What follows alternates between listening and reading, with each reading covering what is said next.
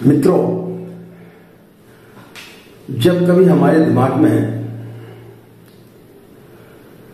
ये बात आती है कि किस भगवान की पूजन करें, यो तो हमारे सनातन धर्म में अनंत देवी देवता है। 33 करोड़ जैसे 33 कोटि देवता का वर्णन मिलता है। सप्ताह के 7 दिन किसी न किसी रूप में उनकी भी पूजन की जाती है। हमारे भारतवर्ष में नदियों की, पहाड़ों की और वृक्षों की भी पूजन की जाती है। तो फिर प्रश्न ये उठता है कि मनुष्य का जो शरीर मिला है उसका बोध कौन कराए? यह मनुष्य शरीर हमें प्राप्त क्यों हुआ है? अनंत योनियों में भटकने के पश्चात में ऐसे किस देवता की शरण में जाना चाहिए, ऐसे किस मंत्र का जाप करना चाहिए हमें,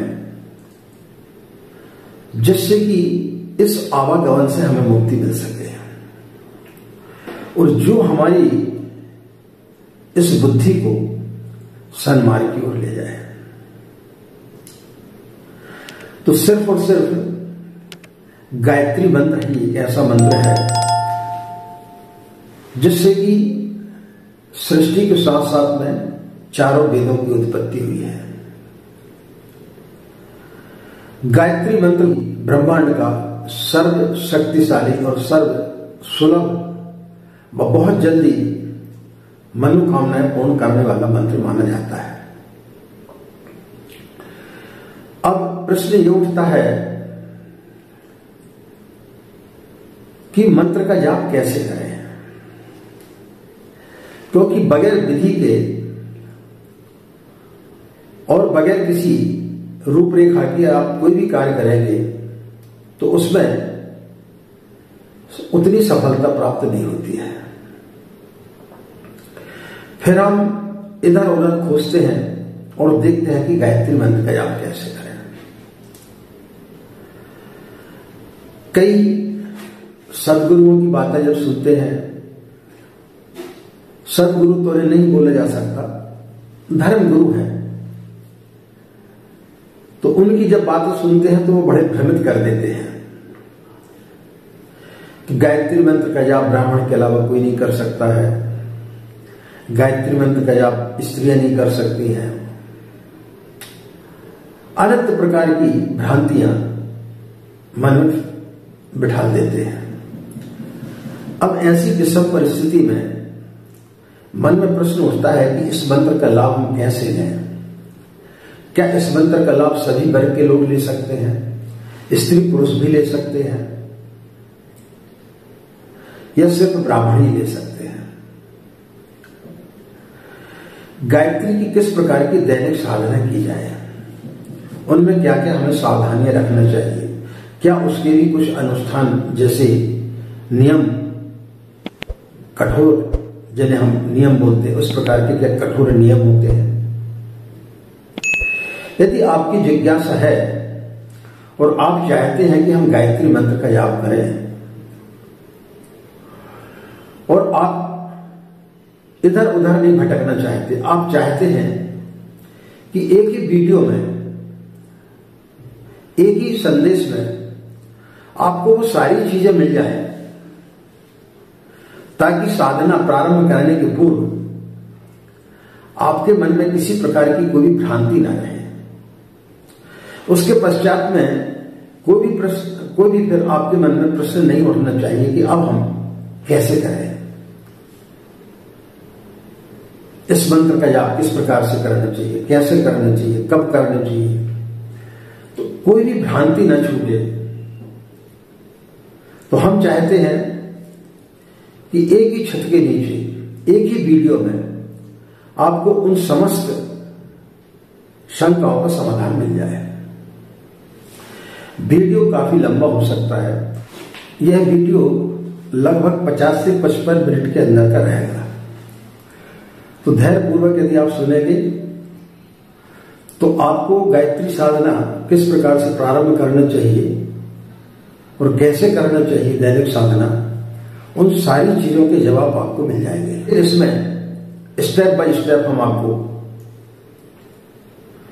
हर समस्या के बारे में बताएंगे,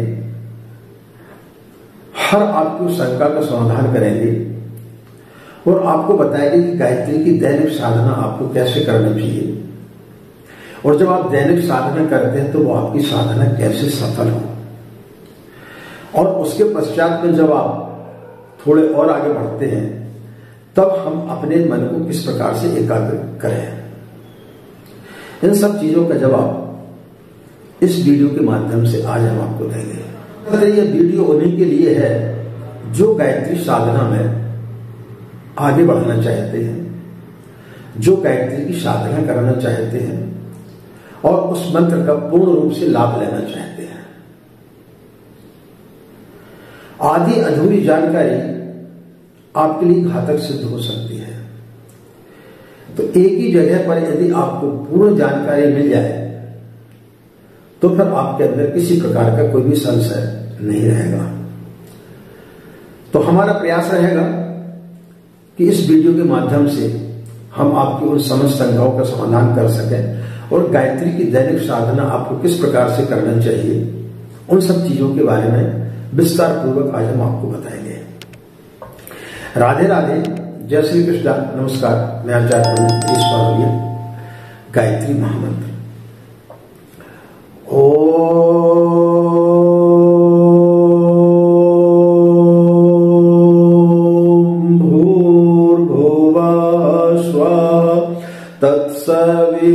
तत्सवितुर्वरेण्यं भर्गो देवस्य धीमहि धियो यो नः प्रचोदयात्। अखण्डमण्डलाकारं व्याप्तं येन चराचरं तत्पदं दर्शितं येन तस्मै श्रीगुरवे नमः, तस्मै श्रीगुरवे नमः। मित्रों, परम पूज्य गुरुदेव, परम वंदनीय माता जी एवं मां गायत्री के सुख संरक्षण में हम अपनी बात को प्रारंभ करना चाहेंगे, लेकिन अपनी बात को प्रारंभ करें उसके पहले एक विशेष सूचना आपको बता देते हैं। कुछ दिनों पूर्व हमने अपने चैनल पर एक वीडियो डाला था कि हम दिसंबर माह के अंत तक वीडियो के माध्यम से आप सभी लोगों से मुलाकात नहीं कर पाएंगे। क्यों नहीं कर पाएंगे, इसका कारण उसमें हमने नहीं बताया था।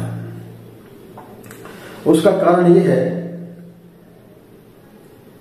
कि बहुत सालों से हम जो कार्य कर रहे हैं उसमें बैठने का ही कार्य रहा है, जिसके कारण से हमारी कमर में कुछ सालों से विशेष प्रकार से दर्द प्रारंभ हो गया है। बीच में लगभग वो खत्म हो गया था, लेकिन पुनः उसकी पुनरावृत्ति हुई। तो मुंबई के लीलावती अस्पताल में हमने डॉक्टरों से संपर्क किया और उनसे अपॉइंटमेंट लेकर के 6 नवंबर को हम वहां पर गए थे। तो उन्होंने कुछ टेस्ट करने के लिए बोले हैं और पुनः हमें बुलाया है। तो 24 नवंबर को हम पुनः जाएंगे और वस्तु स्थिति पता चलेगी। संभवतः यहाँ जो हमारे बहुत अच्छे परिचित डॉक्टर्स हैं उनको हमने रिपोर्ट इत्यादि दिखाई थी, तो उनका कहना है कि शायद ऑपरेशन करना पड़ेगा। तो इस कारण से हो सकता है कि हम थोड़ा सा उस बेड रेस्ट पे रह सकते हैं। तो इसके चलते हमने वीडियो डाला हुआ था कि हम कुछ समय तक आप लोगों से वीडियो के माध्यम से मुलाकात नहीं कर पाएंगे। 23 तारीख तक कुछ हम देखते हैं जितने वीडियो हम आप लोगों के समक्ष ला सकते हैं वो लाने का प्रयास करेंगे। उसके पश्चात जैसी स्थिति बनेगी वैसी उस स्थिति से आपको अवगत कराएंगे। परम पूज्य गुरुदेव परम वंदनीय माता जी व मां गायत्री के आशीर्वाद से व आप सभी लोगों का स्नेह प्यार जो हमें मिलता है उससे हम बहुत जल्दी स्वस्थ होकर के आएंगे और पुनः आप सभी लोगों के समक्ष फिर नए विषयों के साथ में नए वीडियो में फिर हम आप लोगों से मुलाकात करेंगे। तो मित्रों, ये तो एक आवश्यक सूचना हो गई। जब हम किसी मंत्र का जाप करते हैं तो सबसे पहले हमारा मन स्थिर होना चाहिए। चाहे आप दैनिक साधना कर रहे हों या आप कोई अनुष्ठान कर रहे हों, कोई भी कार्य जब आप करते हैं, जब तक आपका मन स्थिर नहीं होगा तब तक आप उस कार्य में पारंगत नहीं हो सकते हैं, उस कार्य का पूर्ण लाभ नहीं ले सकते हैं।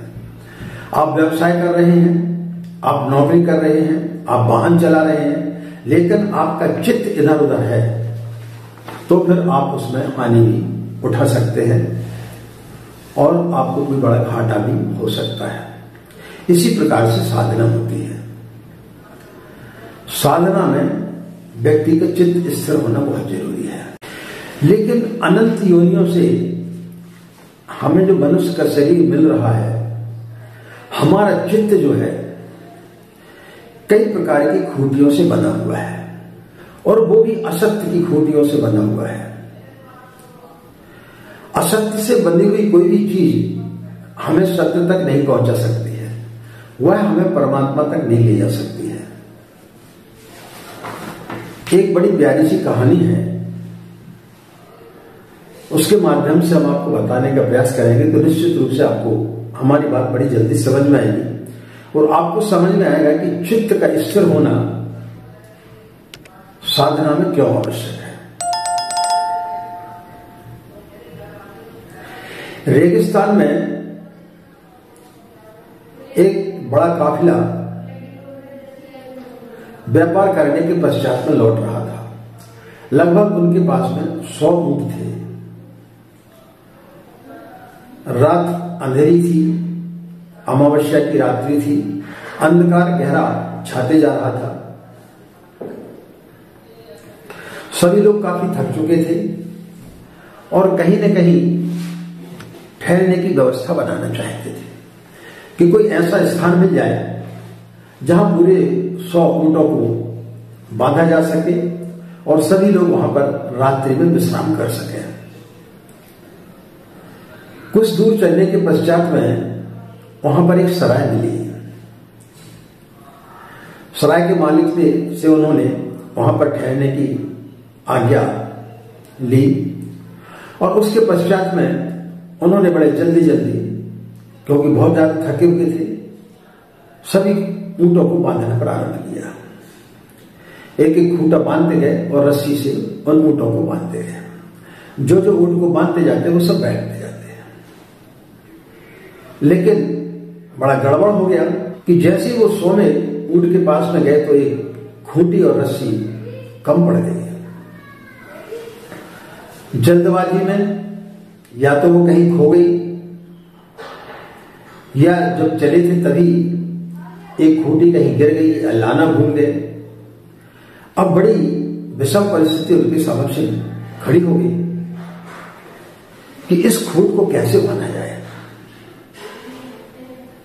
गहरी अंधेरी रात्रि है और हम सभी लोग थक चुके हैं और ऊंट को यदि ऐसी खुला छोड़ दिया और रेगिस्तान में यदि वो इधर उधर भटक गया तो प्रातःकाल इसको खोजेंगे कहां। उन्हें ध्यान आया कि सराय का मालिक जो है शायद हो सकता है उसके पास में इसकी कोई व्यवस्था हो। सराय के मालिक से निवेदन किया कि भाई हम जल्दबाजी में शायद एक खूंटी और एक रस्सी ऊंट की लाना भूल गए या शायद हमारी गलती से कहीं वो गिर गई है। अब हम अपने 99 ऊंटों को तो बांध चुके हैं लेकिन 100वां ऊंट बच गया है।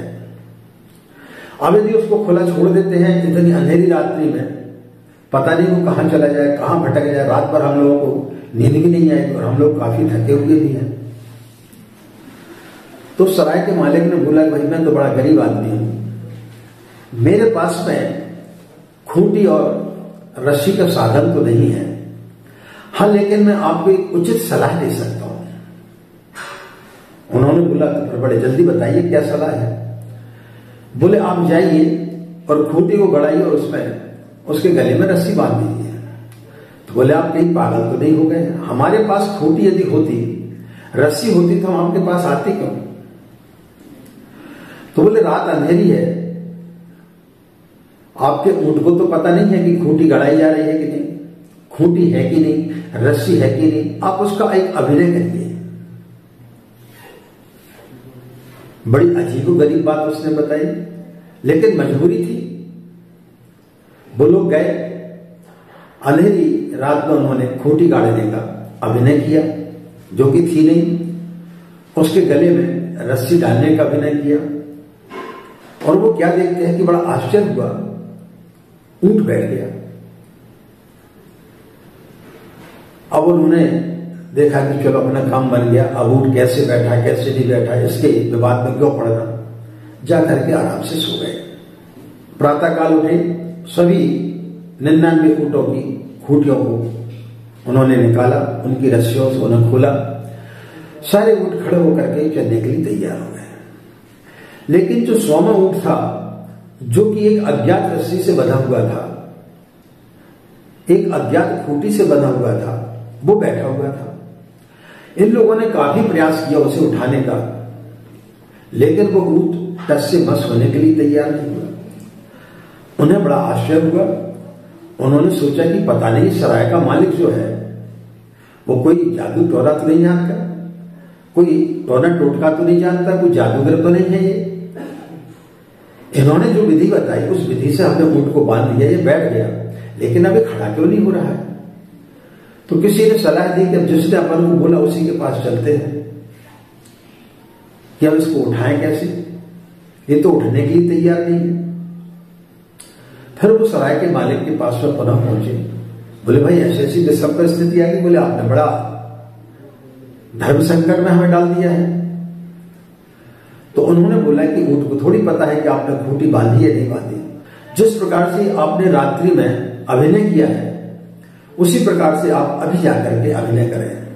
आप खूंटी को उखाड़ें, आप उसके गले में हाथ डाल करके रस्सी को छोड़ें, तो निश्चित रूप से आपका काम बन जाएगा। उन लोगों को फिर बड़ा आश्चर्य हुआ। उस सराय के मालिक ने बोला कि मुझे ये तो नहीं मालूम कि ऊंट को पता है कि नहीं, लेकिन मैं ये बात इंसानों के बाबत भी जानता हूं कि हर इंसान इसी प्रकार की अज्ञात खूंटियों से बना हुआ है। वो लोग गए, जो खूंटी नहीं थी उसको उन्होंने उखाड़ने का अभिनय किया, जो रस्सी नहीं थी उस रस्सी को खोलने का अभिनय किया। बड़ा आश्चर्य हुआ, वो ऊंट उठ करके खड़ा हो गया और चलने के लिए तैयार हो गया। तो मित्रों, हम सब भी इसी प्रकार से जाने अनजाने अनंत खूंटियों से बंधे हुए हैं। कोई लोभ की खूंटी से बंधा है, कोई मोह की खूंटी से बंधा है, कोई सुंदर स्त्री की खूंटी से बंधा है, लेकिन हम सब बंधे हुए हैं। लेकिन जब हमें उस सत्य का पता चलता है तो फिर वो हम खूंटी से मुक्त हो जाते हैं। जहां ज्ञान है वहीं उद्गम का स्रोत है, वहीं गंगोत्री है, और वही स्रोत जो आपको अज्ञात खूंटियों से खोलता है वह काम करता है गायत्री मंत्र। हम अपनी जिंदगी में अनेकों बार मंदिर गए, कोई मस्जिद गया, कोई गुरुद्वारा गया, लेकिन कभी पहुंचा नहीं। हमारा उन्मुक्त चित्त ही हमें परमात्मा तक ले जा सकता है। और जिस दिन हम अपने मन को एकाग्र करके जब हम साधना करते हैं तो वो फिर मंत्र हमें फलित होना चालू हो जाता है। ईश्वर किन्हीं मंत्रों का भूखा नहीं होता है, ईश्वर भाव का भूखा होता है। एक बहुत तथाकथित बहुत बड़ा धार्मिक व्यक्ति था, लोगों ने उसकी बड़ी प्रतिष्ठा की, पूरे गांव के लोग उसका बड़ा मान सम्मान करते थे, लेकिन उसका लड़का उनकी नजरों में बड़ा नास्तिक था। वो कभी मंदिर ही नहीं जाता था। उसका पिता बड़ा परेशान था कि लोग मेरा इतना मान सम्मान करते हैं, लोग मुझे बड़ा धार्मिक व्यक्ति जानते हैं और बहुत दूर दूर तक मेरी प्रतिष्ठा है, लेकिन मेरा ये जो लड़का है मेरी प्रतिष्ठा को धूमिल किए दे रहा है। कई बार अपने लड़के से बोलता था कि बेटा कभी मंदिर चला करे, कभी सत्संग में बैठा करे, कभी गायत्री के जाप किया करे, कभी हनुमान जी के मंदिर में जाया करे। लेकिन वो बोलता था कि पिताजी मैं इस प्रकार से कभी मंदिर नहीं जाऊंगा, जब भी जाऊंगा तो पहली और अंतिम बार ही जाऊंगा। उनके पिता को उसकी बात समझ में नहीं आती थी। जब वो व्यक्ति बड़े वृद्ध हो गए और उनका लड़का भी करीब 50 साल का हो गया, तो लड़के ने बोला कि आज मैं मंदिर जाना चाहता हूं। पिता को बड़ी प्रसन्नता हुई, बैंड बाजे बुलाए, पूरा गांव इकट्ठा हुआ, उसके गले में मालाएं डाली गई और सब उत्सव मनाते हुए मंदिर के प्रांगण तक पहुंचे। जैसे मंदिर के समीप पहुंचे तो उस लड़के ने बोला कि भाई मेरी एक शर्त है कि मैं मंदिर के अंदर अकेला जाऊंगा, वहां पर मेरे साथ में कोई भी नहीं आएगा। अब पिता को तो इस चीज की प्रसन्नता थी कि चलो बुढ़ापे में ही सही, लेकिन मेरा बच्चा धार्मिक तो हुआ, लोगों में जो मेरी छवि खराब होती जा रही थी वो तो कम से कम अब बन रही है। तो उन्होंने गांव वालों से प्रार्थना की कि भाई बच्चा की इच्छा है कि वो अकेला जाना चाहता है, अंदर कोई भी ना जाए। सब लोग तैयार हो गए, लड़का गया मंदिर के अंदर। 10 मिनट हुआ, 15 मिनट हुआ, आधा घंटा हुआ, 1 घंटा हुआ, लेकिन लड़का मंदिर से बाहर नहीं आया। अब सभी लोगों को बड़ी बेचैनी होने लगी कि इतनी देर तक ये कर क्या रहा है। कभी मंदिर न जाने वाला व्यक्ति इतनी देर तक मंदिर के अंदर कौन सा ध्यान कर रहा है। जब काफी समय हो गया, एक पहर बीत गया, तो सभी लोगों के अंदर एक संशय पैदा होने लगा कि कहीं कोई अनहोनी तो नहीं घट गई। तब सभी लोगों ने सामूहिक निर्णय लिया कि अब अंदर चल करके देखते हैं कि ये कर क्या रहा है। जैसे सब लोग अंदर गए तो वहां के दृश्य को देख करके सब लोगों के पैरों के नीचे से जमीन खिसक गई। सब लोग हतभ्रम हो गए। उन्होंने क्या देखा कि उनका लड़का लेटा हुआ है और वो अपने शरीर को त्याग चुका है। तब उसके पिता को उसकी बात याद आई कि पिताजी मैं मंदिर जाऊंगा जरूर, लेकिन एक ही बार जाऊंगा और जब भी जाऊंगा मंदिर ही जाऊंगा। तब उनको समझ में आया कि मैं जिंदगी भर मंदिर तो जाता रहा, लेकिन कभी मंदिर नहीं पहुंचा। मेरा लड़का सिर्फ एक ही बार मंदिर गया और मंदिर पहुंच गया, उस परमात्मा के पास पहुंच गया। मित्रों, ईश्वर के पास जब हम बैठते हैं तो अनंत जन्मों की आवश्यकता नहीं होती है। जिस दिन हमने अपने आप को घूंटियों से मुक्त कर लिया, उन भवबंधन से हमने मुक्त कर लिया, व्यक्ति को आत्मज्ञान हो जाता है और वो परमात्मा तक पहुंच जाता है। तो एक पहला सूत्र है कि परमात्मा तक हम पहुंचे कैसे। हमारे अंदर की जो बुराइयां हैं, हम जिन खूंटियों से बंधे हुए हैं, उनसे मुक्त कैसे हो। तो उनसे मुक्त करने का काम करता है गायत्री मंत्र। और उस गायत्री मंत्र की साधना किस प्रकार से की जाए, अब हम इसके बारे में आपसे चर्चा करेंगे। मित्रों, किसी भी मंत्र का जाप करने के पहले उसकी पहली शर्त होती है गुरु वर्ण। आप बहुत अच्छी महंगी कार खरीद के लेके आ गए, लेकिन आपको चलाने नहीं आता, तो आप उसका लाभ नहीं ले सकेंगे। या तो आप एक कुशल ड्राइवर को रखेंगे और उसके माध्यम से आप आना जाना कर सकते हैं, लेकिन उसके लिए भी एक कुशल ड्राइवर की आपको आवश्यकता पड़ेगी। लेकिन स्वयं यदि आप गाड़ी को चलाएंगे तो उस कुशल ड्राइवर की समीपता में आपको गाड़ी चलाना सीखना पड़ेगी। तो वो कुशल ड्राइवर आपका कौन हुआ? गुरु हुआ। जिस प्रकार से कि हम पढ़ने जाते हैं और जब हमें एक डिग्री चाहिए होती है तो उसके लिए हमें कई प्रकार के गुरुओं की आवश्यकता होती है। इसी प्रकार से अध्यात्म के क्षेत्र में जब हम आगे बढ़ना चाहते हैं तो सबसे पहला सूत्र और सबसे पहला नियम होता है गुरु वर्ण। तो गायत्री की यदि आप साधना करना चाहते हैं, आपके मन में इच्छा है कि हम गायत्री की साधना करें, तो उसका सबसे पहला सूत्र है कि आपको गुरु वर्ण करना चाहिए। अब समस्या ये आती है कि गुरु वर्ण करें कैसे। कई लोग हमारे वीडियो सुनते हैं और उन्हें ऐसा लगता है कि शायद ये भी गायत्री के साधक हैं, तो इनसे गुरु दीक्षा ले ली जाए। और जब उन्हें पता चलता है कि हमने इतने 1.25 लाख का अनुष्ठान किए, हमने 9 पुरस्कार कर लिए हैं, तो उनको लगता है शायद ये हमारे लिए श्रेष्ठ रहेंगे। लेकिन इस कलयुग में, इस समय जन जन तक पूरे विश्व में गायत्री मंत्र को प्रचार करने का काम, गायत्री मंत्र को जन जन तक पहुंचाने का काम किसने किया है? पंडित श्री राम शर्मा आचार्य जी ने। वो ही जगत गुरु हैं। व्यक्ति गुरु नहीं होता है, वो चेतना होती है। गुरु चेतना होता है। जिस प्रकार से कि भगवान आपने कभी देखा नहीं, तो लोगों के मन में आता है कि अब वो तो है नहीं, तो उन्हें गुरु कैसे बनाया जाए। आपने कभी भगवान को देखा? लेकिन फिर भी ईश्वर जो कण कण में व्याप्त है। तो इसी प्रकार से जब हम गुरु वर्ण करते हैं तो पूज्य गुरुदेव की चेतना भी कण कण में विराजमान है।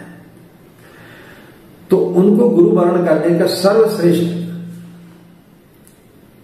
जो रास्ता है वो है, आपको जब भी समय मिले आप शांति कुंज हरिद्वार जाकर के वहां पर विधि विधान पूर्वक से गुरु दीक्षा ले सकते हैं। दूसरा है,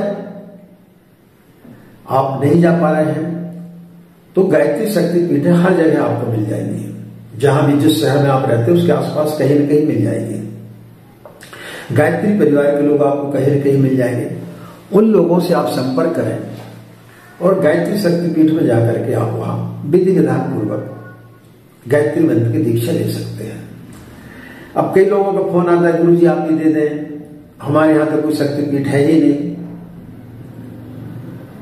प्यास आपको लगी है, जब तक आपके अंदर सही तरीके से प्यास नहीं लगेगी तब तक आप उस जगह तक नहीं पहुंच सकते। तो गुरु वर्ण यदि आपको करना है तो आपको प्रयास करना पड़ेगा। आप चाहें कि घर बैठे आपको सारी चीजें पकी पकाई मिल जाए, वो संभव नहीं है। हमने बहुत सारे लोगों को, लगभग 11,000 लोगों को हमने गुरु दीक्षा दिलाई। कुछ गुरु पूर्णिमा के अवसर पर ऑनलाइन दीक्षा दिलाई थी और कोरोना के समय पर ऑनलाइन दीक्षा दिलाई थी। लेकिन वो परिस्थिति अलग थी। उन परिस्थितियों में ऑनलाइन हमने पूज्य गुरुदेव को गुरु वर्ण कराया था। लेकिन अब वैसी परिस्थितियां नहीं है, इसलिए हम सभी से निवेदन करते हैं कि आप लोग जो है आपके आसपास कोई गायत्री शक्तिपीठ हो वहां पर जाकर ले लें। इसके बाद भी यदि आपको दोनों चीजें लगती है कि ये थोड़ी सी असंभव है, तो सबसे आसान तरीका हम आपको बताते हैं। उस आसान तरीके से आप पूज्य गुरुदेव का अपना गुरु वर्ण कर सकते हैं। प्रातः काल स्नान आदि करने के पश्चात में आप अपने टेरेस पर या छत पर खड़े हो जाए, जहां पर भी आपको सूर्य उदय होते हुए दिखे। अपना पीला गमछा ओढ़ लें या पीला धोती कुर्ता पहन लें और इस प्रकार से हाथ सूर्य की तरफ करके खड़े हो जाए। आंखें थोड़ी सी बंद कर लें, आधी आंख खुली रहे, आधी आंख बंद हो, और उस उदित होते हुए सूर्य में आप परम पूज्य गुरुदेव का ध्यान करें, परम वंदनीय माता जी का और मां गायत्री का ध्यान करें और 11 बार आप गायत्री मंत्र बोले। जोर से ना बोले, धीरे धीरे बोले।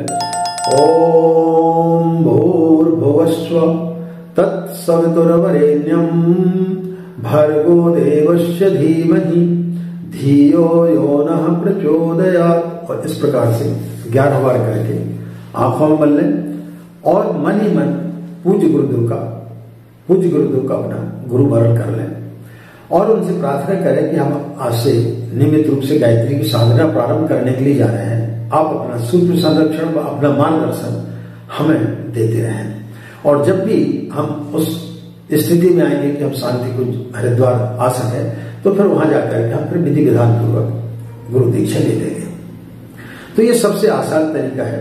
इस तरीके से आप गुरु वर्ण करके और फिर गायत्री की साधना प्रारंभ करें।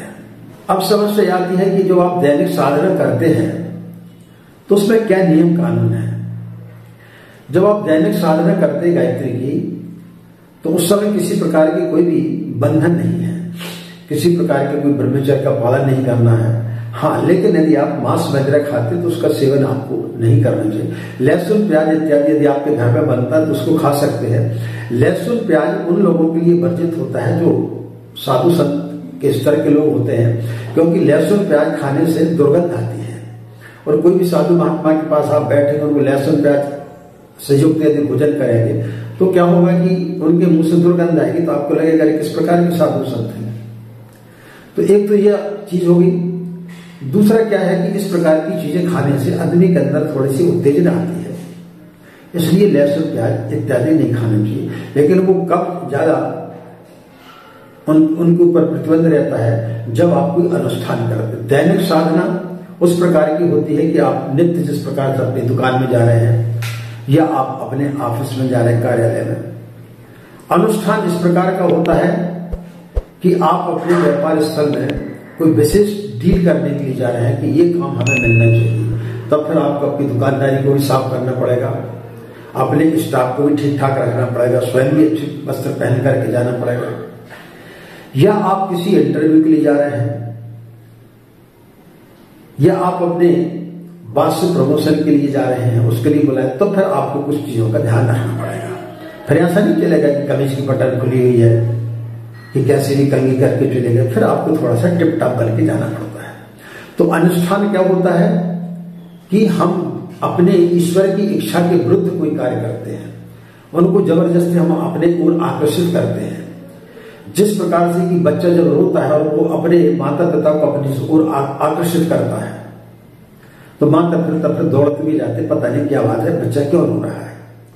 तो अनुष्ठान में फिर नियम कानून कायदे की आवश्यकता होती है। लेकिन दैनिक साधना में किसी प्रकार की कोई भी चीजें नहीं होती है, कुछ चीजों का हमें ध्यान रखना चाहिए। गायत्री की साधना कब करना चाहिए? सबसे श्रेष्ठ जो समय होता है वो ब्रह्म मुहूर्त का होता है। 2 प्रकार की संध्या होती है, 2 काल की, एक सुबह प्रातः और एक सायं। तो प्रातः काल का जो समय होता है अंधकार जाता है और प्रकाश के आगमन का समय होता है। 2 चीजें मिलती है। जिस प्रकार से जब नवरात्रियों में साधना करते वो विशेष प्रकार का समय माना जाता है। क्यों माना जाता है? क्योंकि एक ऋतु आती है और दूसरी ऋतु जाती है। इसी प्रकार से दिन में 2 प्रकार की संध्या होती है, एक प्रातः काल की, उसमें अंधकार जाता है और प्रकाश आता है। सायंकाल में प्रकाश जाता है और अंधकार आता है। तो प्रातः काल जो है, प्रातः 4:30 बजे से लेकर के सूर्य उदय के आधा 1 घंटे बाद तक का समय उचित रहता है, या सूर्य उदय तक आप अपनी साधना को समाप्त कर दें। सायंकाल में सूर्यास्त के आधा 1 घंटे पूर्व और सूर्यास्त के आधा 1 घंटे बाद तक आप साधना कर सकते हैं। लेकिन गायत्री मंत्र का मासिक जाप आप कभी भी किसी भी रूप में कर सकते हैं, उसमें स्नान आदि करने की आवश्यकता नहीं होती है। लेकिन जब आप गायत्री की साधना करते हो उस समय आपको स्नान करना आवश्यक होता है। परमात्मा के पास में बगैर शुद्धता के हमें नहीं बैठना चाहिए। ठंड का समय है या आपका स्वास्थ्य ठीक नहीं है तो आप एक गीले कपड़े से अपने शरीर को साफ करके और फिर साधना में आप कोरे वस्त्र पहन करके फिर बैठ सकते हैं। प्रारंभ में कितनी माला का जाप करना चाहिए? आपने गुरु वरण कर लिया, अब समस्या यह आती है कि हमें कितनी माला का जाप करना चाहिए। कई लोगों के हमारे पास वो फोन आते हैं, कोई बोलता है गुरु जी हम 51 माला का जाप कर रहे हैं, और जब उनसे पूछते एक माला का जाप करने में आपको कितना समय लगता है, कोई बोलता है एक माला का जाप करने में हमें 1 घंटा लगता है, कोई बोलता आधा घंटा लगता है, कोई बोलता 15 मिनट लगता है। तो प्रारंभ में ही आप यदि अपनी स्पीड को इतनी तेज कर देंगे तो फिर बात बनेगी कैसे। आपने कार खरीद ली और तुरंत आप उसको जो 5th गियर में लगा देंगे, 5वें गियर में लगा देंगे तो क्या होगा,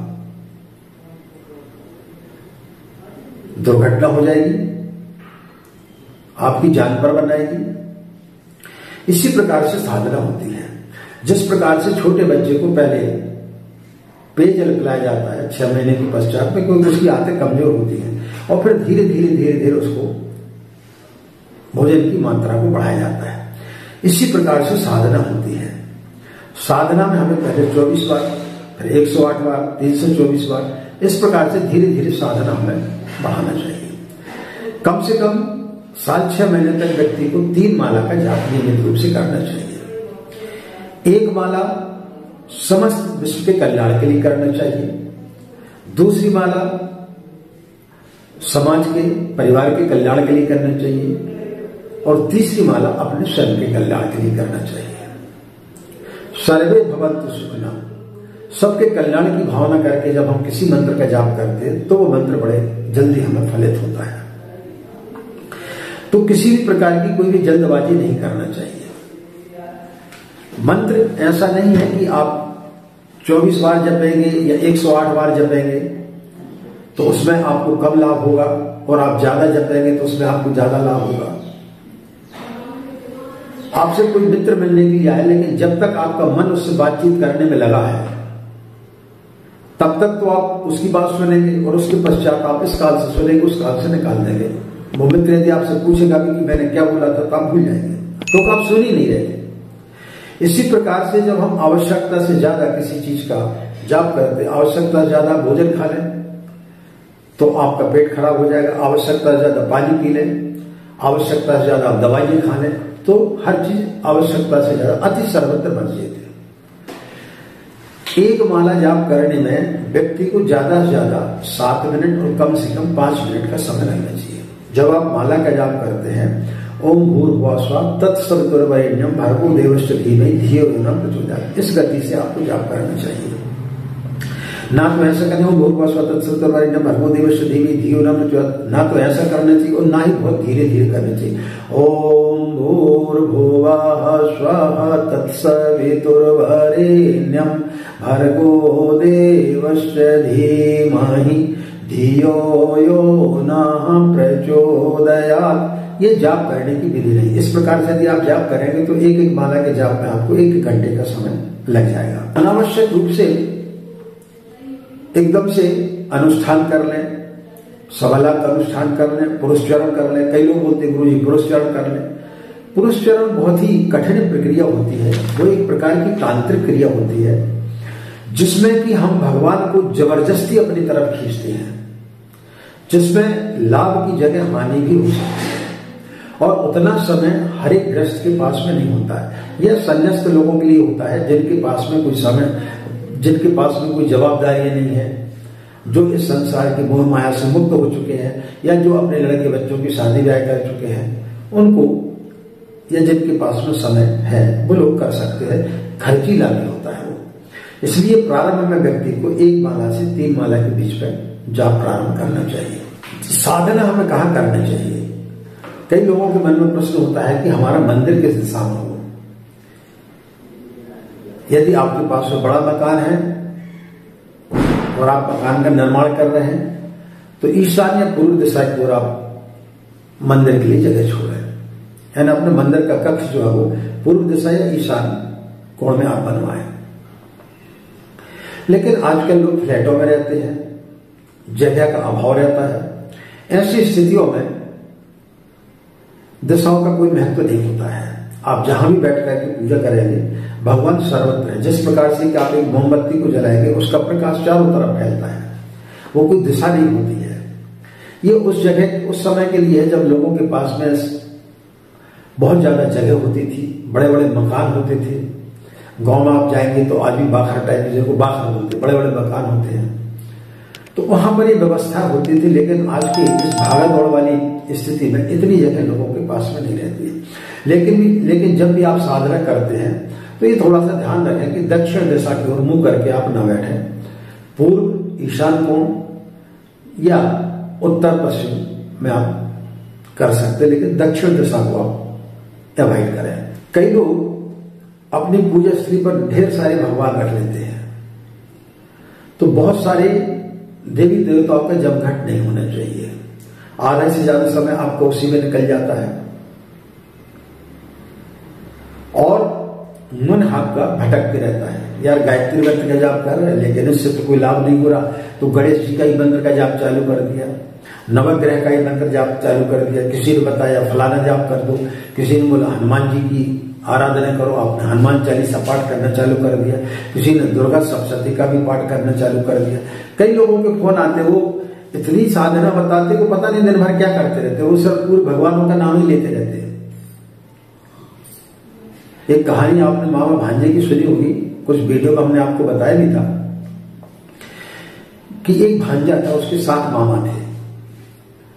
तो जब वो घर से निकला और पहले वाले मामा के पास गया, बड़े के पास, तो उसने बोला कहां से आ रहा है? बोले घर से आ रहा हूं। उसने सोचे घर से आ रहा है, खाना खा के आ रहा होगा, तो उसने उससे भोजन का पूछा नहीं। दूसरे मामा के पास गया, कहां से आ रहा है? बोले बड़े मामा के यहां से आ रहा हूं।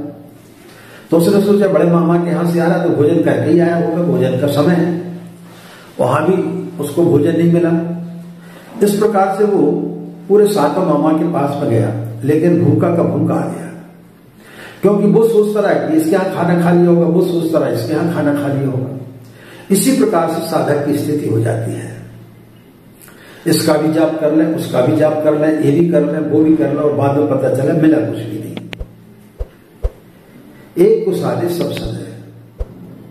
और गायत्री मंत्र वो महामंत्र है, वो राजा है जिसके पास बैठने से फिर और किसी की आवश्यकता नहीं होती है। आप प्रधानमंत्री के पास में जाकर के बैठ जाए तो फिर किसी दूसरे एमएलए या विधायक की आवश्यकता नहीं होती है, कि उससे आपका परिचय है या नहीं। आप यदि राजा के पास बैठे तो बाकी लोगों की आपको आवश्यकता नहीं है कि लोग आपको कोई जानता है कि नहीं जानता। उसके पास बैठने मात्र से ही सारी दुनिया आपको जानने लगेगी। तो उस परमात्मा के पास जब हम बैठते हैं तो एक ही जगह चित्त को स्थिर करके फिर हमें बैठना चाहिए। पूजा स्थल आपका एकदम साफ सुथरा होना चाहिए। ऐसा नहीं कि जाले लगे हुए हैं, भगवान की फोटो कई दिनों से साफ नहीं हुई है, जहां पूजा करने बैठे हैं वहां पर कूड़ा करकट भरा हुआ है। पूजा स्थली आपकी एकदम से नीट एंड क्लीन होना चाहिए। उसका कारण क्या है कि यदि गंदगी होगी तो आपके अंदर नकारात्मकता आएगी, और नकारात्मक विचार ही सारी चीजें पैदा करते हैं, और सकारात्मक विचार ही आपको आगे ले जाते हैं। तो पूजा स्थली आपकी शुद्ध साफ होना चाहिए। पहले से सारी व्यवस्थाएं आपके पास पर होना चाहिए।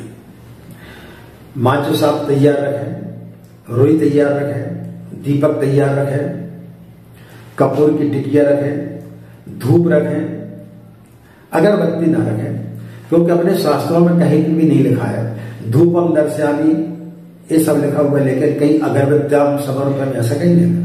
अगरबत्ती के बारे में कहीं पर भी नहीं लिखा हुआ। इसके बारे में हमने वीडियो डाला हुआ है कि अगरबत्ती का क्या उपयोग नहीं करना चाहिए। धूप आप रखें, एक कलश रखें, कुछ अक्षत पुष्प रखें, और जब पूजन करते हैं तो अलग से पात्र में जल रखें षटकर्म करने के लिए, और अलग से एक पात्र में जल रखें, और एक कपड़ा साफ रखें, जिससे कि आप जो आपके पास में चित्र है उसको साफ करके चंदन इत्यादि आप लगा सकें। तो ये सारी व्यवस्था आप पहले एक साथ इकट्ठी कर लें। आसन में कुश या ऊन की आसन आप रखें। उसमें भी लोगों को बड़ी होड़ रहती, नहीं इसकी आसन उसकी आसन, ये आसन क्यों नहीं रखना चाहिए। तो कुश या ऊन की आसन गायत्री साधना के लिए ज्यादा सही रहती है। पूर्वमुख होकर के बैठना है, स्नान करके बैठना है, और पीले वस्त्र धारण करके बैठना है। यदि आपके पास पीले कपड़े, पीले धोती कुर्ता नहीं है तो आप पीला गमछा ओढ़ सकते हैं। माता बहनें जो है सलवार सूट करके बैठे, टाइट कपड़े ना पहने, जींस इत्यादि पहन करके ना बैठे। उससे क्या होगा कि आपकी साधना में व्यवधान उत्पन्न होगा। ज्यादा देर तक आप सभ्यता के जो कपड़े हैं उनमें ज्यादा देर तक नहीं बैठा जा सकता, इसलिए खुले वस्त्र ऐसे होने चाहिए जिससे कि आप ज्यादा से ज्यादा देर तक आप साधना में बैठ सके और आपका मन लग सके। दैनिक साधना का क्रम बताते हैं कि दैनिक साधना आपको किस प्रकार से करना चाहिए। आपने ऊन या कुश की आसन बिछा ली, माला में आपको जो है तुलसी की माला या चंदन की माला से आपको गायत्री मंत्र की साधना करना चाहिए। कई लोग रुद्राक्ष की माला के लिए फोर्स करते हैं, तो हम यदि हाँ भी बोल देंगे लेकिन वो आपके लिए उपयोगी नहीं होगी, इसलिए रुद्राक्ष की माला से जाप नहीं करना चाहिए। वो तांत्रिक साधनाओं में काम आती है। तुलसी या सफेद चंदन की माला से आपको जाप करना चाहिए। यदि आप ऐसी जगह पर जाप कर रहे हैं जहां पर किसी का आवागमन नहीं है तो आप माला को खुली रख सकते हैं या किसी कपड़े से ढक सकते हैं, या फिर गोमुख आता है इस प्रकार से, ऐसे गोमुख में जो है आप माला को डाल लें और उस गोमुख को जो है आप अपने गले में इस प्रकार से डाल लें। और जब आप माला का जाप करते हैं तो उस समय आपकी अनामिका और मध्यमा उंगली, ये दो का और अंगूठे का उपयोग होता है। कनिष्ठ का और तर्जनी उंगली का स्पर्श करना उसमें निषेध होता है। तो इस प्रकार से माला को पकड़ा जाता है। अनामिका उंगली पर रख करके अंगूठे और मध्यमा उंगली के सहारे जो है एक एक मनके को घुमाया जाता है। और जैसे आपकी माला पूर्ण होती है, जैसे यहाँ आपकी माला आकर के पूर्ण हो गई, तो फिर आपको सीधे इस प्रकार से माला का जाप आगे प्रारंभ नहीं करना चाहिए। इसका सुबेग जिसको बोलते हैं, इसका उल्लंघन नहीं करना चाहिए। तो इस प्रकार से जैसे आपका खत्म हुआ उसको इस प्रकार से ऐसे घुमा करके पलटा करके फिर उसी स्थान पर आपको ले आना चाहिए जहां की आपका माला का जाप समाप्त करता, और फिर यहां से फिर आपको माला का जाप करना चाहिए। और गोमुख में इस प्रकार से अंदर रख लें और फिर आप जो है उसके अंदर उसमें एक छेद भी ऐसा रहता है, उसमें एक उंगली को आप ऐसे बाहर निकाल सकते हैं और इस प्रकार से आप एक एक मनके को सरकाते रहे। तो इस प्रकार से आपको गायत्री मंत्र की साधना करना जी, माला से आपको जाप करना चाहिए। जब आप पूर्ण तैयारी से बैठ जाए तब फिर एक पात्र में जो आपने जल रखा है एक उसमें चम्मच रख लें, और सबसे पहला षटकर्म का जो है कर्मकांड होता है पवित्रीकरण का। पवित्रीकरण के लिए बाएं हाथ में एक चम्मच जल ले लें, दाएं हाथ से उसको इस प्रकार से ढक लें, और यदि आपको मंत्र आता ओम अपवित्रहा पवित्रो वा तो उस मंत्र का जाप करें, अन्यथा भावना करें कि इन मंत्रों के द्वारा, इस जल के द्वारा हमारा जो शरीर है वो पवित्र हो रहा है, और उसको फिर अपने ऊपर अभिषेचित कर लें। फिर इसके बाद में एक एक चम्मच जल अपने दाएं हाथ में लेते जाओ और इस प्रकार से उसको पीते जाएं, और भावना करें कि आपके जो तीनों शरीर हैं, सूक्ष्म शरीर, कारण शरीर और स्थूल शरीर, तीनों जो है वो पवित्र हो रहे हैं। आप मन, वचन और कर्म से पवित्र हो रहे हैं। इसके पश्चात एक चम्मच जल से उस हाथ को आप साफ कर ले, क्योंकि आपने बार बार ये जूठा हो गया हाथ आपका, तो उसको आपको एक चम्मच जल से साफ करके एक नैपकिन आपको पास में रखना चाहिए, उससे आपके हाथ को साफ कर लेना चाहिए। उसके पश्चात पुनः आप बाएं हाथ में जल लें, दाएं हाथ की 5 उंगलियों को इस प्रकार से उसमें डुबाएं और शिखा यानी चोटी के स्थान पर इस प्रकार से स्पर्श करें और भावना करें कि देव शक्तियों की जो ऊर्जा है, जो भी हमारे अंदर विचार आते हैं वो सब इसी के अंदर से आते हैं। हमारे दिमाग में एक छोटी सी बड़ी चिप रहती है एक प्रकार से, तो वहीं से सारी शरीर का संचालन वहीं से होता है। तो जितनी भी ऊपर से जो शक्तियों का संचार होता है, जितने भी हमारे अंदर विचारों का आदान प्रदान होता है वो सब यहीं से होता है। तो उस क्षेत्र को हमें पवित्र करना चाहिए। शेष जल को अपने ऊपर फिर ऐसा अभिषेचित कर लें। इसके बाद आप जो है 3 बार, 5 बार या 10 बार आप प्राणायाम की क्रिया कर रहे हैं। सांस को छोड़े रोके इस प्रकार से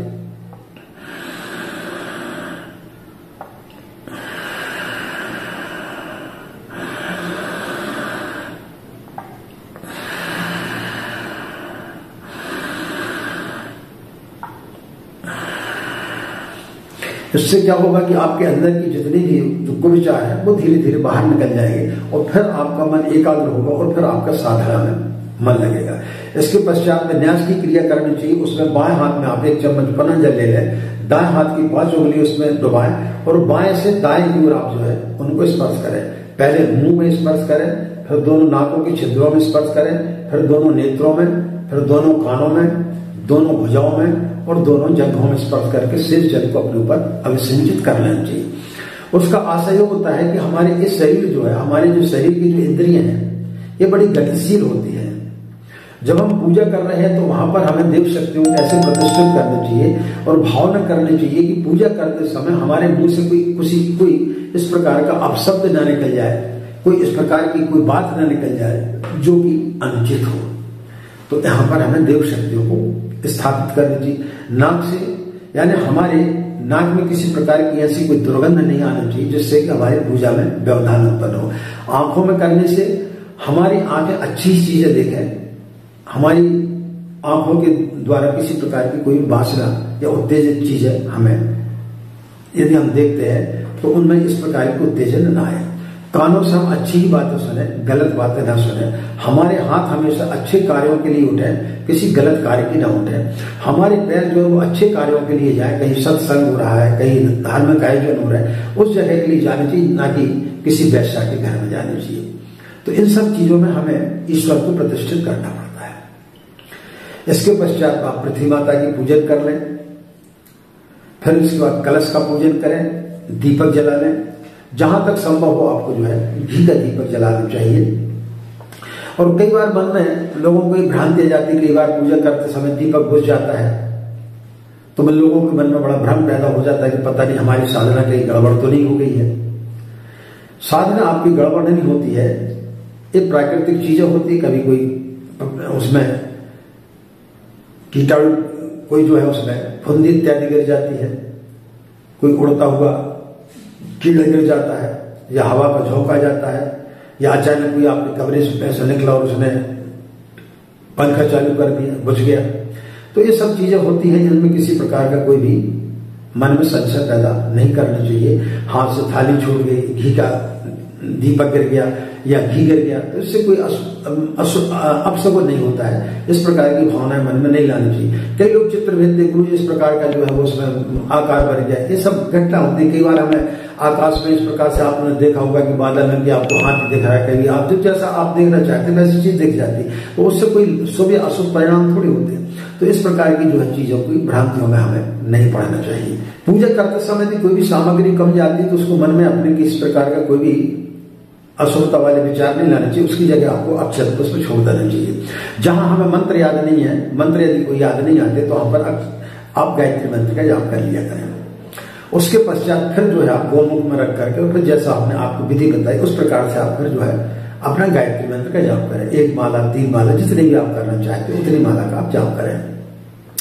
जब आपका जाप पूरा हो जाए तब फिर आप जो है क्षमा प्रार्थना कर लें कि भाई हम ना मंत्र जानते हैं, ना हम उनके उच्चारण को जानते हैं, ना आपकी पूजा पाठ करने की विधि जानते हैं, ना हमारे पास में कोई इस प्रकार के साधन है। तो जो कुछ भी यदि हमसे कोई त्रुटि हो गई हो तो उसके लिए आप अपना पुत्र समझ करके हमें क्षमा करें।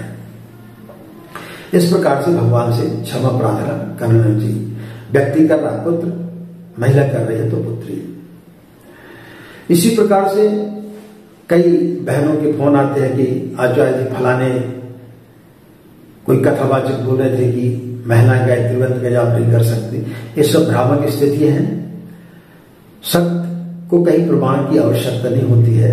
आज जब परम पूज्य गुरुदेव ने गायत्री परिवार की स्थापना की थी उस समय से लेकर अभी तक करोड़ों महिलाएं गायत्री मंत्र का जाप करें, किसी का बुरा तो हुआ नहीं।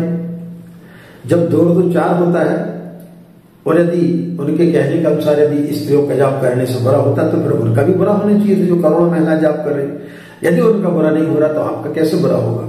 तो इस प्रकार की भ्रांतियों में हमें नहीं पड़ना चाहिए। और गायत्री की साधना हर पंथ के व्यक्ति को, हर जाति के वर्ग के व्यक्ति को, सभी को करनी चाहिए, चाहे वो ब्राह्मण, क्षत्रिय, वैश्य, शूद्र जो भी हो, महिलाएं हो, विधवा हो, शादीशुदा हो, कन्या हो, कुंवारी लड़कियां हो, जो स्टूडेंट है उनको तो जरूर करना चाहिए। उनको ब्रह्म मुहूर्त में सो करके कम से कम 24 बार गायत्री मंत्र का जाप करना चाहिए। जब वो पढ़ते हैं तो किताब को जब उठाते पहले उसको प्रणाम करें, 5 बार 11 बार जो है गायत्री मंत्र बोल करके, और फिर उसके पश्चात यदि वो अध्ययन करेंगे तो निश्चित रूप से उनको पढ़ाई में मन लगेगा और उनकी जो बुद्धि है वो कुशाग्र होगी। क्षमा प्रार्थना के पश्चात में जो है आप अभिषेचन करना, जो आपने कलश का जल रखा हुआ है उसको जो है सब जगह अपने घर में छिड़काव कर दें और सूर्य को उसका अर्घ्य दे दें।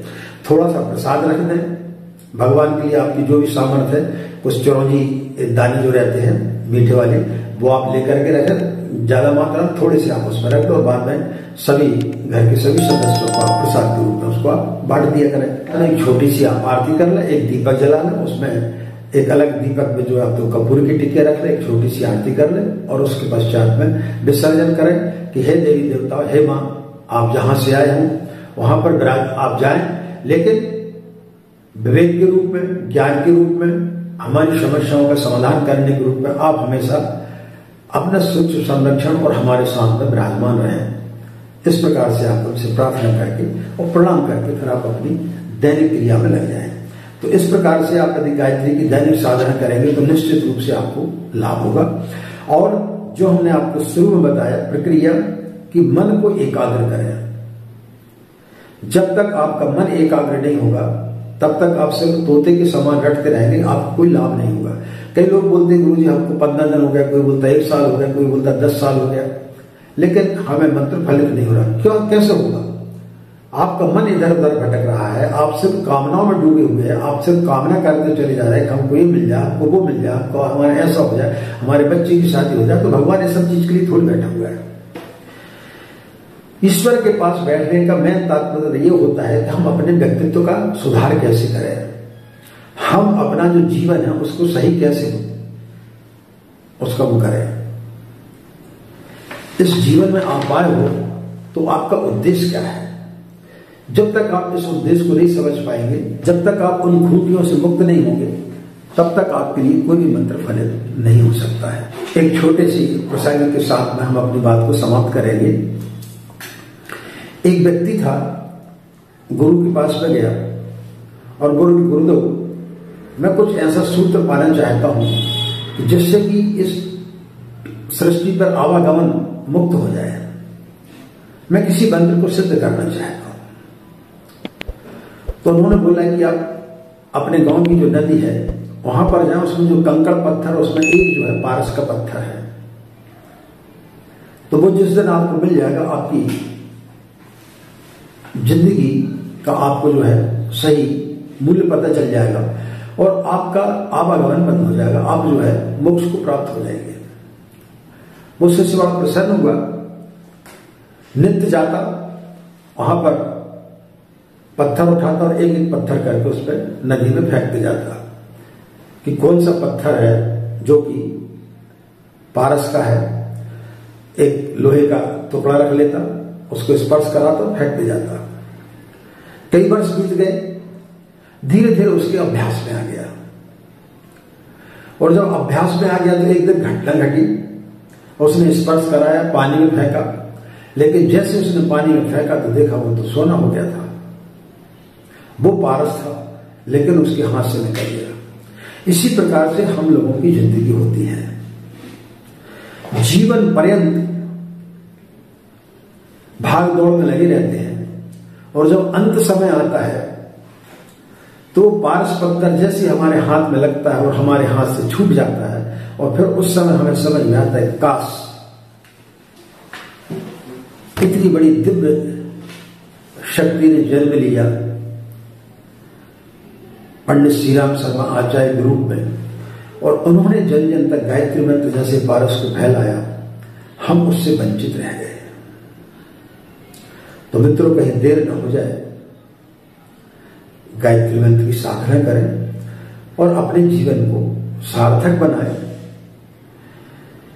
माता पिता को सब कुछ पता रहता है कि हमारे पुत्र को क्या चाहिए। ईश्वर सभी का माता पिता है, उसको सारी चीज पता है कि आपको क्या चाहिए। जब आप उसके पास बैठते हैं तो भगवान को सब पता है कि आपको क्या चाहिए। यदि उसको नहीं मालूम होगा तो फिर वो भगवान किस बात का। आप यदि उसको बार बार याद दिलाएंगे कि मेरी लड़की की शादी कर दो, मेरा व्यापार चलने लगे, इसका मतलब है कि आप उसको परमात्मा मानते ही नहीं, इसलिए तो उसको बोलते हैं। और जिस दिन आपकी समझ में जाएगा कि वो तो सर्वज्ञ है, उसको सब कुछ पता है, तो फिर उसको बताने से क्या मतलब। जिसको सब कुछ पता उसको बताने से क्या फायदा। तो वो हर समस्या का आपका समाधान करेगा। आप एक बार उसके पास बैठकर तो देखें। तो जिस दिन आप मां के पास बैठेंगे और जब आप साधना करेंगे तो जब आप माला का जाप करते हैं उगते हुए सूर्य का ध्यान करें, या आपका जो दीपक जल रहा है उसका ध्यान करें, या जो लोग शांति कुंज हरिद्वार गए हैं सजल श्रद्धा प्रखर प्रज्ञा का ध्यान करें, या अखंड दीपक का ध्यान करें, पूज्य गुरुदेव परम वंदनीय माता जी का ध्यान करें। और उसके पश्चात यदि आप माला का जाप करेंगे तो फिर आपका मन स्थिर होगा और आपका मन लगना प्रारंभ होगा। और फिर गायत्री मंत्र में जो वेदों में लिखा हुआ है कि गायत्री मंत्र के द्वारा क्या क्या चीजें मिलती, आयु, प्राणम, प्रजाम, पशुम, कीर्तिम, द्रविणम, ब्रह्म वर्चस्व, ये सारी की सारी चीजें फिर व्यक्ति को प्राप्त होती हैं। तो ये सब चीजें आपको निश्चित रूप से प्राप्त होगी। मित्रों, वीडियो जरूर लंबा है, लेकिन इस वीडियो में आपकी समस्त शंकाओं का हमने समाधान किया है।